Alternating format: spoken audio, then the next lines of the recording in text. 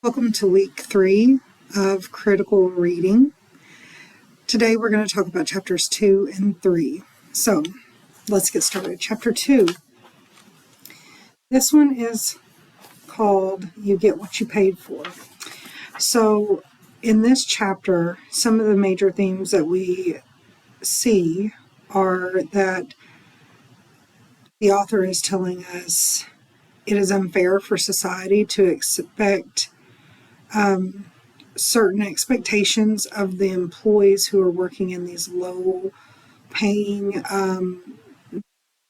manually draining, physically draining jobs, because the expectations they have are not matching up with what the pay is. And hence the title, You Get What You Pay For. So she starts the chapter out talking about all the different difficulties that she's had with the jobs.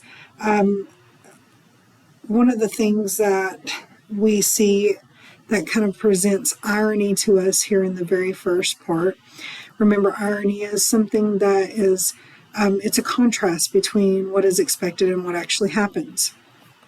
So some of the irony that we see here are when she's talking about Walmart and the dancing that they used to have to do if they wanted to be employed there, and how if they didn't wiggle enough, then they could get reprimanded and eventually fired, being enthusiastic enough for their job. When that's not in their job description, I'm sure. Something else that we see that is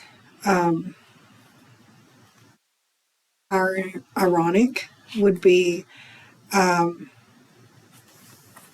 when she talks about the lazy, on page 21, the lazy and incompetent poor person that most people think of when they think of people living in poverty. But most people who are living in poverty usually get fired from a job because they're actually trying to work more than one job. So it's the opposite of being lazy, right?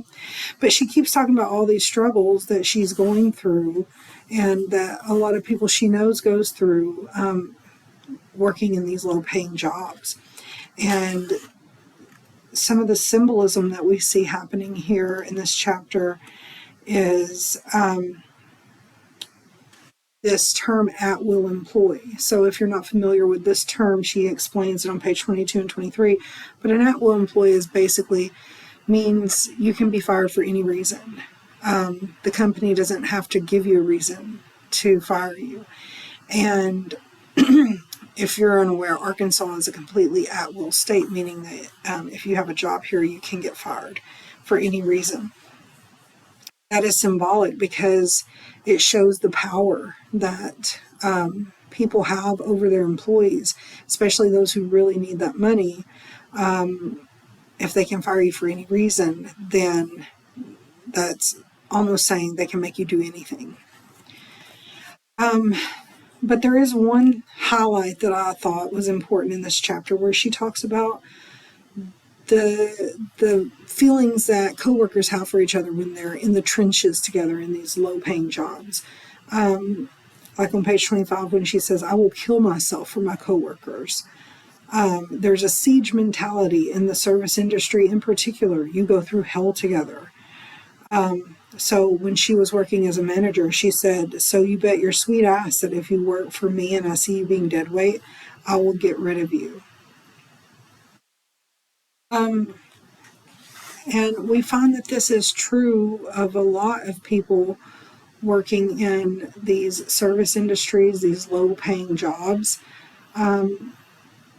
They are often very protective of each other and will bend over backwards to try to help each other. They have more allegiance to each other than they do their jobs. I enjoyed this chapter a lot. I highly suggest you read it if you haven't read through all of it.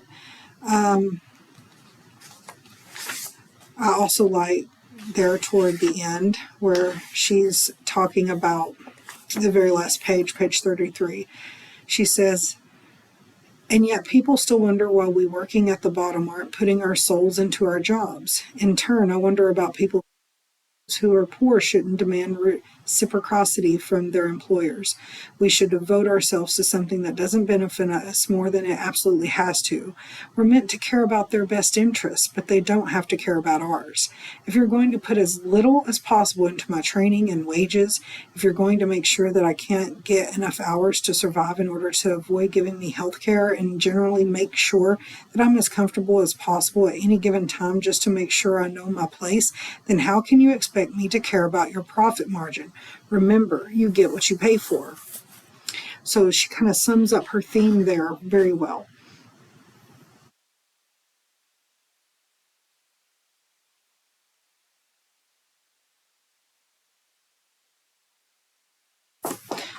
So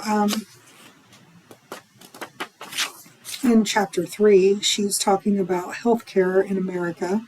You can't pay a doctor in chickens anymore. And I think most of you will find the theme here is basically she's talking about how healthcare, something that most of us would imagine as children, is something that we should be able to have full access to.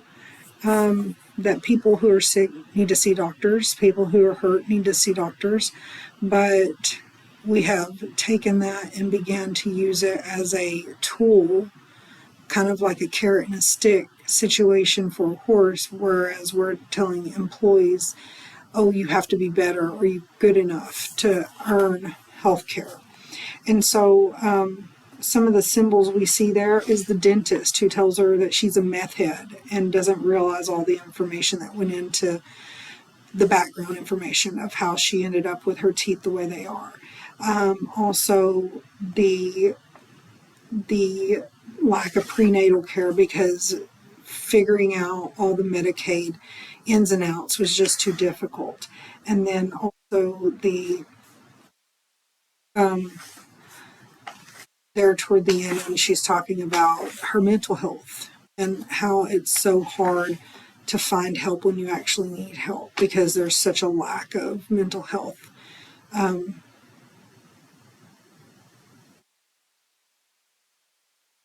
So I think that in chapter 3 we see a lot of symbolisms or symbols. She talks about all of those, but we see some irony, don't we? We see that she is ironically having to choose between a car that can get her back and forth to work, she can chew her food with.